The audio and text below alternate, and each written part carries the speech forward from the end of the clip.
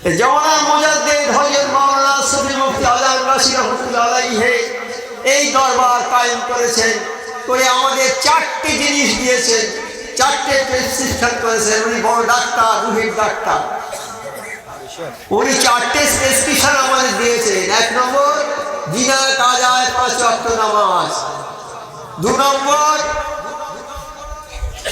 কোরআনি ওজিফা, 3 নম্বর হালাল রুজি, সাধ্যমতো পরেশগারি।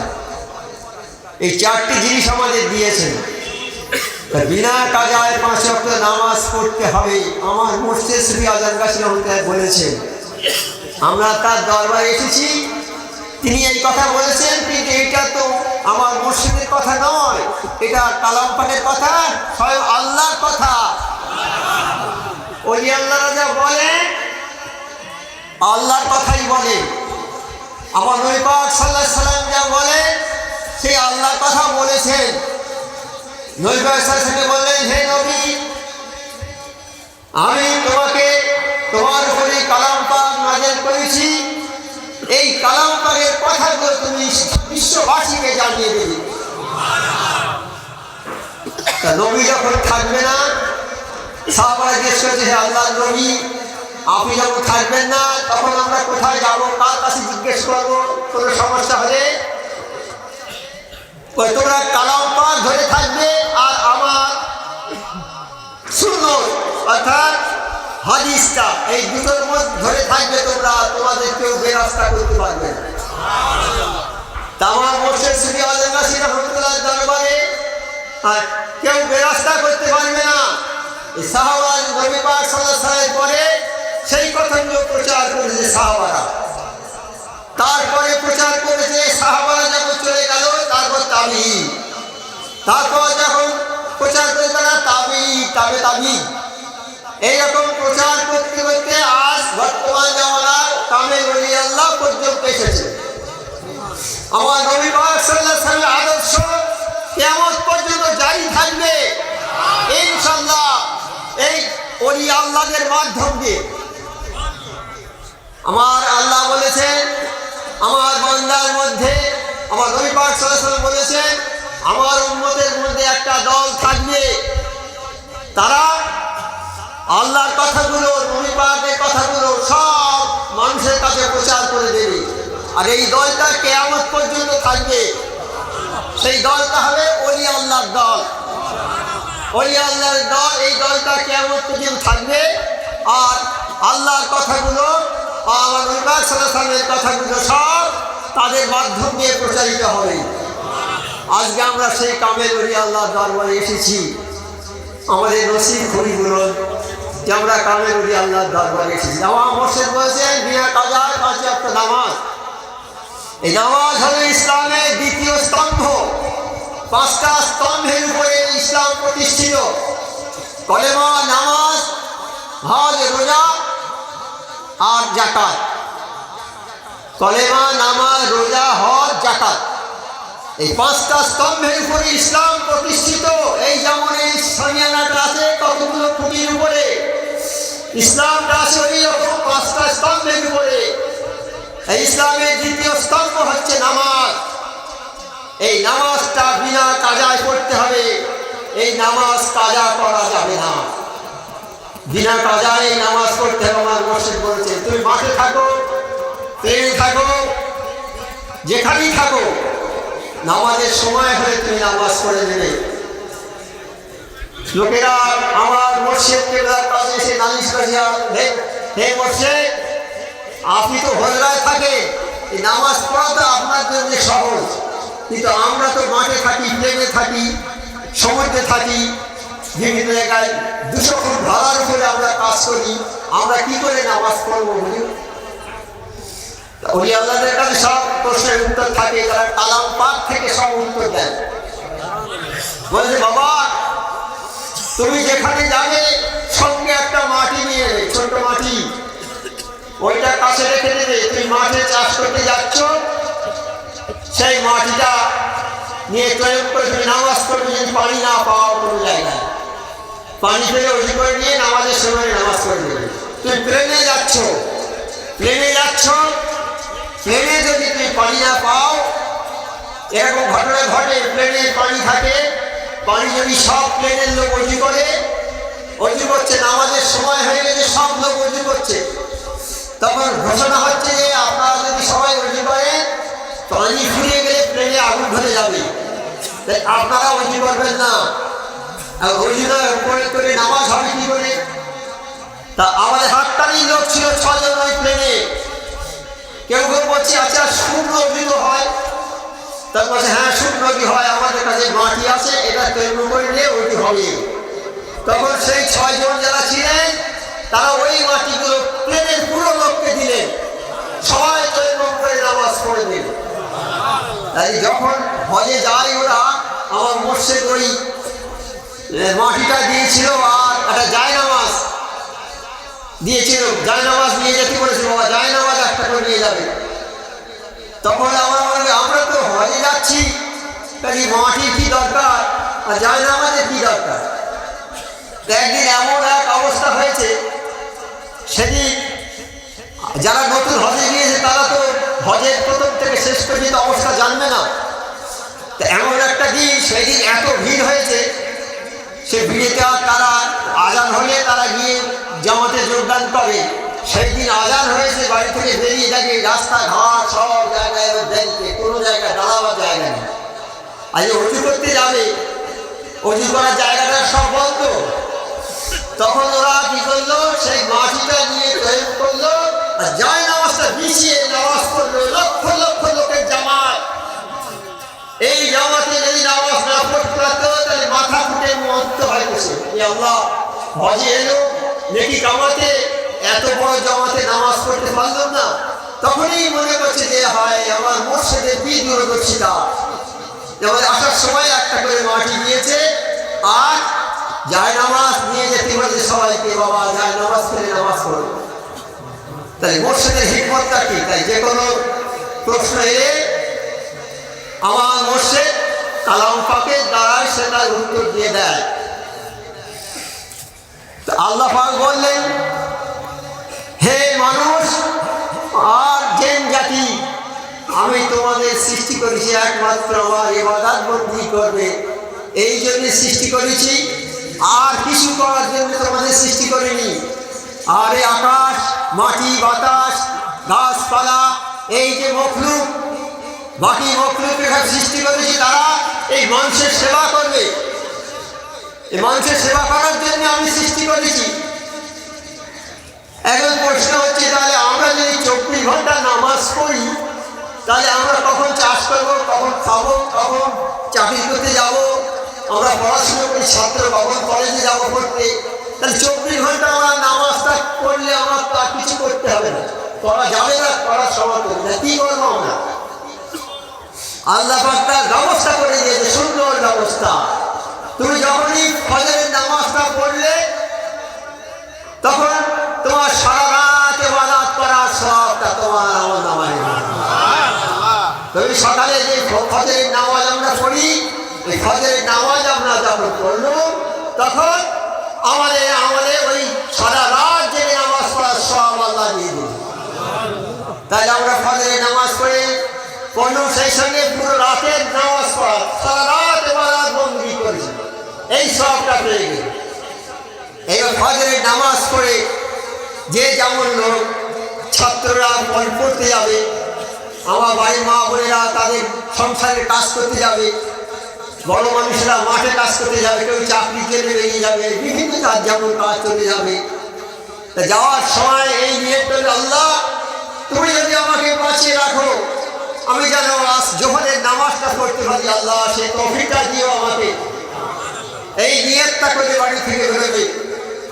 এই যখন জোহরের নামাজ টাইম আমাদের সময় হবে, সেই সময় জোহরের নামাজ পড়লো, তাই সকাল থেকে জোহর পর্যন্ত যে সময়টা সে চাকরি করেছে, সে মুটেগিরি করেছে, আর মা বোনেরা বাসন মেজেছে, রান্না করেছে, যে যে কাজ করেছে, এই কাজগুলো সব নামাজে গণ্য হয়ে গেল। তাহলে আমরা সকাল থেকে জোহর পর্যন্ত সময়টা আমরা সব কাজ করেছি, কিন্তু নামাজের মধ্যে গণ্য হয়ে গেল। এবার জোহর থেকে আসর পর্যন্ত, এবার জোহরের নামাজ পড়ার পর যদি আসরের নিয়ত করি, আল্লাহ এই আসরের নামাজ পর্যন্ত যদি আমাকে বাঁচিয়ে রাখো, তাহলে আসরের নামাজটা পড়বো আল্লাহ, সেই তৌফিকটা তুমি দিও। এইবার আসরের নামাজের সময় হয়ে গেল, আমি নামাজটা পড়ে দিলাম। তাহলে জোহর থেকে আসর পর্যন্ত যে যে কাজ করেছি আমরা, সমস্ত কাজগুলো নামাজে গণ্য হয়ে গেল। অর্থাৎ পুরো সময় পর্যন্ত নামাজই, আমি নামাজ পড়ে যাচ্ছি। আমার আল্লাহ কি যা ভুল কথা বলেছেন? আর আল্লাহ কারোর সাধ্যের অতীত কষ্ট দেন না। এইবার আমি মাগরিব থেকে আসর থেকে নামাজ পড়ার পরে নিয়ত করলাম যে আল্লাহ আমাকে যদি তৌফিক দাও, আমি যেন আসরের নামাজটা পড়তে পারি। জোহর থেকে আসর, আসরের নামাজ যখন পড়লে ওই জোহর থেকে আসর পর্যন্ত যে কাজ করেছে, যদি কেউ ঘুমিয়েও থাকে, ঘুম থেকে ওঠার পরে নামাজ পড়ে, তাহলে ঘুমটা তার নামাজে গণ্য হয়ে যাবে। এইবার মাগরিব থেকে এশা পর্যন্ত যে নামাজ পড়লো, মাগরিব থেকে এশা পর্যন্ত এই সময়টা হয়তো তারা অন্য কাজ করেছে, যে কোনো কাজ করেছে, নাস্তা পানি করেছে, খাওয়ার কাজ করেছে, গল্প গুজব করেছে। এই সময়টা যখন এশার নামাজ পড়লে, তখন এই সময়টাও নামাজে গণ্য হয়ে গেল। তাহলে ফজরের নামাজ থেকে মাগরিব পর্যন্ত সমস্ত সময়টা নামাজ নামাজ নামাজ, নামাজের মধ্যে আমরা নামাজের যে সওয়াব, সেই সওয়াবটা আমরা পেয়ে গেছি। এবার এশার নামাজ পড়লো, এশার নামাজ পড়লে, যে এশার নামাজ পড়েছে সে যেন অর্ধরাত্রি পর্যন্ত নামাজ পড়েছে। আমরা এশার নামাজ পড়ি তো, যে এশার নামাজ পড়লো সে অর্ধেক রাত পর্যন্ত নামাজ পড়েছে। তাই ওইদিকে তো আমার পুরো রাতের নামাজটা আছে। তা অর্ধেক রাতে পর্যন্ত সব যদি পাই, তাহলে আমি 24 ঘন্টা নামাজের মধ্যে আছি। ইনশাল্লাহ আমরা 24 ঘন্টা নামাজের মধ্যে আছি। আমার আল্লাহ যে কথা বলেছে বড় সত্যি কথা নয় কি? আর এই নামাজ যদি একটা কাজা হয়ে যায়, তাহলে 24 ঘন্টা নামাজ পড়ার সবটা পাওয়া গেল না।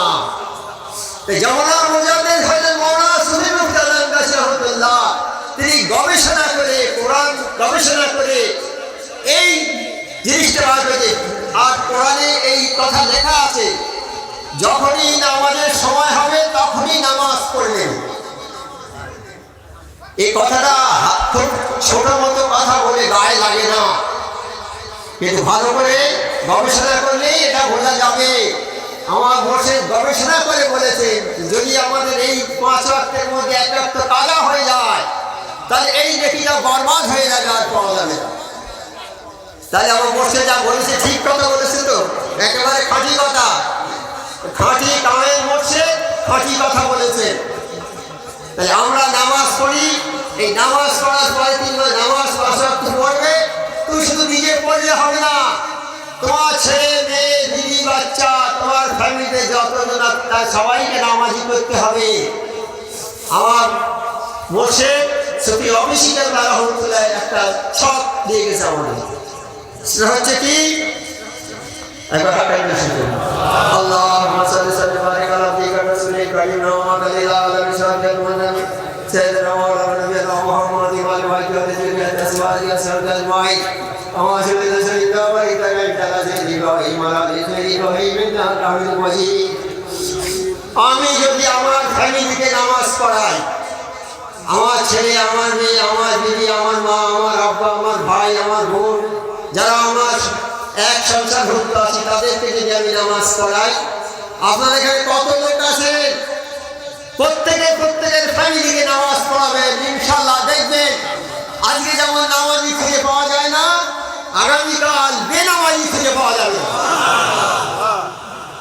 আমার মুর্শিদের ছক এগুলো বলে গেছেন আমাদের সবাইকে চেষ্টা করতে হবে, কাল ধরা পড়তে হবে কিয়ামতের ময়দানে। আমি যদি আমার ছেলেকে নামাজ না পড়াই, নামাজের দিয়ে তাকে শিক্ষা না দিই, তাহলে কাল কিয়ামতে আমাকে ধরবে, কিন্তু আমি আর যেতে পারবো না। যদি আমার পাহাড় সমান নেকি থাকে, সব নেকি বন্ধ হয়ে যাবে। সেজন্যে ছেলে যখন কথা বলতে শিখবে, সেই সময় তাকে কলেমা শেখাতে হবে। কলেমা শিখে আস্তে আস্তে তাকে তালিম দিতে হবে, আইনি শিক্ষা। বড় স্কুলে ভর্তি করে দেন, কোনো অসুবিধে নেই। বড় স্কুলে পড়তে কোনো দ্বিধা নেই, সে জজ হোক, ব্যারিস্টার হোক, ইঞ্জিনিয়ার হোক, বড় ডাক্তার হোক, হ্যাঁ, এইসব হবে কোনো অসুবিধা নেই। কিন্তু তার ভিতটা তৈরি করে দিতে হবে আরবিক দিয়ে, আরবি কালাম পাক থাকবে তার মধ্যে। তুমি সারা পৃথিবীর জ্ঞান অর্জন করেছো, সারা পৃথিবীর জ্ঞান অর্জন করেছো, তুমি জ্ঞান অর্জন করেছো, তুমি বিরাট জ্ঞানী, কিন্তু তোমার মধ্যে যদি এই কালাম পাকের এলেম না থাকে, ওই জ্ঞানের কোনো মূল্য নেই, এত মূল্যহীন। এই কালাম পাক হলো বিশ্বের সর্বশ্রেষ্ঠ গ্রন্থ, সর্বশ্রেষ্ঠ কালাম পাকের উপরে কোনো গ্রন্থ পৃথিবীতে নেই। আমার আল্লাহ পাক স্বয়ং এটা আমাদের কাছে পাঠিয়ে। তাই আমাদের মাথা ব্যথা আছে, এই ছেলেকে আরবি শিক্ষা দিয়ে কি করবো? কোনো চাকরি পাবে না, কিছু পাবে না। কিন্তু আরবি শিক্ষাটা দিতে দোষটা কোথায়? আমি ছোটবেলা থেকে 12 বছর পর্যন্ত আমি অল্প অল্প করে তাগিদ দিয়ে নামাজের শুরু করা, ওজুর নিয়ম, এই সবগুলো টুকটাক কালাম পাকটা পড়া আমি শিখিয়ে দেবো। 12 বছর পর্যন্ত নামাজ মাফ, 12 বছরের পরে নামাজ মাফ হবে না, তখন থেকে গুনাহ লেখা হবে। এই সময়ের মধ্যে তাদেরকে ভালো শিক্ষা দেবো। 10টা টিচার থেকে পড়াচ্ছি, বহু খরচ করছি বড় স্কুলে, কিন্তু ওই একটা টিচার দিয়ে অন্তত অ্যারাবিকটা শিক্ষা তার দিতে হবে অল্প অল্প করে, কারণ বেশি চাপ দেওয়া যাবে না, বেশি চাপ দিলে অন্যদিকে পড়া নষ্ট হবে। তাই নামাজটা ভালো করে পড়বে, কোরআন পাঠটা ভালো করে পড়বে। তারপর যখন লেখাপড়া শিখে চলে আসবে, তখন সে তখন আরবি নিয়ে গবেষণা করবে। যেমন আমাদের ইঞ্জিনিয়ার সাহেব, বৈজ্ঞানিক সাহেব গবেষণা করে, কালাম পাক নিয়ে গবেষণা করে। এইরকম আমরা ছেলেদের যদি আরবিক শিক্ষা দিতে পারি, তারপরে উচ্চ শিক্ষা দিতে পারি, তাহলে তার ওই শিক্ষা করার পরে সে নিজেকে চিনতে পারবে যে আমি কে, আমাকে কেন সৃষ্টি করা হয়েছে। আর হয়তো সারা বিশ্বের জ্ঞান অর্জন করলো, সে নিজেকে চিনবে না, নিজের মাকে চিনবে না, নিজের বাপকে চিনবে না, আত্মীয় স্বজনকে চিনবে না, চিনতে পারবে না সে। কারণ ওই কথা বলা হয়নি, অন্য গ্রন্থে সব কথা বলা হয়নি। তাই একজন লোক, গরিব মানুষ, ছেলেটা খুব মেরিটোরিয়াস ছেলে, ভালো করে তাকে শিক্ষা দিয়েছে, আরবে দিয়েছে শিক্ষায়, আরবে ছিল ভালো, লন্ডন বিভিন্ন দেশে ঘুরে ঘুরে খুব শিক্ষিত হয়ে ফিরে আসছে, বড় ব্যারিস্টার হয়েছে। গ্রামের লোক শুনলো যে অমুকের ছেলে বড় ব্যারিস্টার হয়েছে, ফিরে আসছে, আমরা সব যাবো, দেখতে যাবো, আমাদের কি সৌভাগ্য, আমাদের একটা ছেলে বড় ব্যারিস্টার হয়ে আসছে দেশে ফিরে, আমরা যাব, সবাই আসছে। গেও লোক একটা লুঙ্গি পরা, একটা টুপি মাথায়, সাদা সিঁড়ে পোশাক, এসে এয়ারপোর্টে দাঁড়িয়ে আছে। বহু লোক গ্রাম থেকে এসেছে। এটা কি কেউ করে না? গ্রামের কোনো ছেলে বাইরে থাকলে যদি দেশে আসে, সবার ইচ্ছে হয় না যে একবার যাই দেখে আসি, তাকে সাধারণত তাকে ভালো স্বাগত জানায়। এইভাবে অনেক লোক চলে গেছে, তার আব্বাও গিয়েছে, আব্বা দাঁড়িয়ে আছে, আর ছেলে এসে নামলো ট্রেনে, তার সঙ্গে 10-12 জন বন্ধু, সব একই রকম কোট বুট পরা, হ্যাট কোট পরা, সব গ্যাট গ্যাট করে নেমে চলে যাচ্ছে, বাপের সামনে থেকে চলে যাচ্ছে, বাপের ধাক্কা মেরে চলে যাচ্ছে, কিন্তু বলতে পারছে না যে এটা আমার আব্বা, কি আব্বা কেমন আছো, ভালো আছো, বলতে পারলে না। ওই আব্বা তখন বলছে, হায় আল্লাহ, আমি কি সর্বনাশ করেছি, আমার জমি জায়গা সব কিছু বিক্রি করে ছেলে পিছনে খরচ করে দিই, ছেলে উচ্চ শিক্ষিত হয়ে মানুষ হয়ে ফিরবে, কিন্তু মানুষ তো হয়নি, অমানুষ হয়ে ফিরেছে, তাদের আর কি করবে? এইসব ছেলেরা মা বাপকে বৃদ্ধাশ্রমে পাঠাবে, এইসব ছেলেরা মা বাপকে আর বাড়িতে রাখবে না, কোনো আত্মীয়ের সঙ্গে পরিচয় দেবে না। কোনো আত্মীয় যদি বিপদে পড়ে তার কাছে যায়, ছেঁড়া জামা গায়ে দিয়ে গেছে। একজন লোক বড় চাকরি করে, গ্রামে থাকে না, কলকাতায় থাকে, গ্রামে থাকে, তার ছোট ভাই মসজিদে ইমামতি করে। তাই ইমামতি করলে পয়সা তো কম, আজকে ইমামদের পয়সা কম দেয়। অথচ আমরা বলি ইমামরা আমাদের নেতা, আমরা বলি কেন? একটাই ঘটনা, ইমামরা আমাদের নেতা। ইমামের পিছনে ওই প্রধানমন্ত্রী নামাজ পড়বে, প্রধানমন্ত্রী ইমামের পিছনে নামাজ পড়বে, ইমামের আগে পড়তে হবে না, প্রধানমন্ত্রী হয়ে তাকে আগে যেতে হবে না। কত সম্মান ইমামের, সে সম্মান আমরা দিই। যাই হোক, সেইবার ছোট ছেলের কাছে থাকে, ছোট ছেলে ইমামতি করে, হালাল পয়সা খায়, কিন্তু ডাল ভাত ছাড়া হয় না খাওয়া। তোর বাপ বলছে আমি চলে যাবো বড় ছেলের কাছে, তোর কাছে থাকবো না। কেন আব্বা থাকবে না? বলছে তুই এই ডাল ভাত খাওয়াবি, আমি ভালোবাসি, আমি বিরিয়ানি খাবো। আমার ছেলে বড় অফিসার, সে বড় ফ্ল্যাট নিয়ে থাকে, আমি সেইখানে যাবো। বলছে আব্বা যেও না, আমি যা দিচ্ছি তাই খাও না, এই তো হালাল মাল, বরকত মাল, বরকতের মাল খাও না। বলছে না আমি খাবো না, ডাক করে চলে গেল। গিয়ে ছেলের কোয়ার্টারে নিয়ে যখন দাঁড়িয়েছে সামনে, কোয়ার্টার দরজায় টোকা মেরেছে, ছেলে বেরিয়ে এসছে। আব্বা তুমি এখানে কেন? এইটা বলছে আব্বা তুমি এখানে কেন?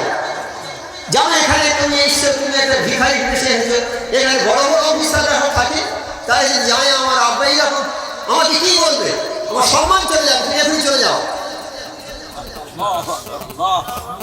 বুঝতে পারছেন কথাগুলো তো? এইবার কি হবে, আর ছেলের কাছে ছেলে বড় মুখ করে থাকবে বলে এমন সময় একজন ওই ফ্ল্যাটের লোকের বলছে দাদা কার সঙ্গে কথা বলছেন? তোলে এটা একজন ভিখারি, ওই রাস্তায় ভিক্ষা করছিল, আমার কাছে এসে কিছু ভিক্ষা চাচ্ছে। সে তখন এই মায়ের একটা খুলে 200 টাকা ওনার হাতে দিয়ে দিল।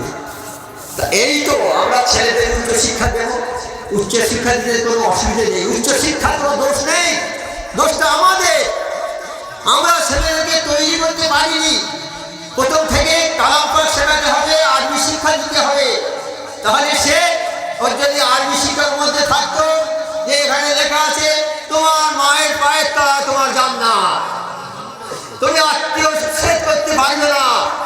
আত্মীয়র সঙ্গে যদি তুমি খারাপ ব্যবহার করো, তুমি তাহলে আর আল্লাহর প্রিয় হতে পারবে না। তোমার আত্মীয় যদি গরিব মানুষ হয়, তার যদি খাওয়া না হয়, আর তুমি খেয়ে যদি ঘরে দোতলার উপরে শুয়ে থাকো, তুমি হজ করেছো, জাকাত দিয়েছো, দান করো, খয়রাত করো, মুমিনের খাতায় তোমার নাম উঠে গেছে। যখনই তুমি তোমার প্রতিবেশী অভুক্ত অবস্থায় থাকলো সারা রাত না খেয়ে, তুমি দেখলে না, তাহলে তুমি ওই তোমার নামটা মুমিনের দপ্তর থেকে কাটা যাবে, কাটা যাবে, কাটা যাবে। তুমি আর মুমিন নও। যে এই সবগুলো করেছে, কালাম পাকের কাছে যে গিয়েছে, সে তো আলোর কাছে গিয়েছে, সে তো ভালাইয়ের কাছে গিয়েছে, সে তো ভালো কথাই জানবে, ভালো কথাই বলবে। যে কালাম পাকের কাছে যায়নি, সে ভালো কথা কোথা থেকে বলবে? তাহলে এখানে এ কথা নয় যে উচ্চশিক্ষার অনেক দোষ নয়, দোষটা আমাদেরই। আমরা ছেলেকে তৈরি করে দেবো, তবে সে ছেলে সেই রকম হবে। এখন বড় বড় ব্যারিস্টার, বড় বড় ডাক্তার, আমাদের হাটনি দরবার সব নামাজি, ইনশাল্লাহ নামাজ পড়ে। সেই রকম আমরা ছেলেদেরকে ওইভাবে তৈরি করবো, নামাজি করে তৈরি করবো। আমার মসজিদ বলেছে যে বাবা তোমরা প্রত্যেকে যদি প্রত্যেকে ছেলে মেয়েদেরকে নামাজ পড়াও, তাহলে দেখবে আজকে তো নামাজি পাওয়া যায় না, এমন একদিন আসবে বেনামাজি খুঁজে পাওয়া যাবে না। তাই আমরা ইনশাল্লাহ করবো তো, সেটা এটা করতে হবে, না হলে নিষ্কৃতি পাবেন না।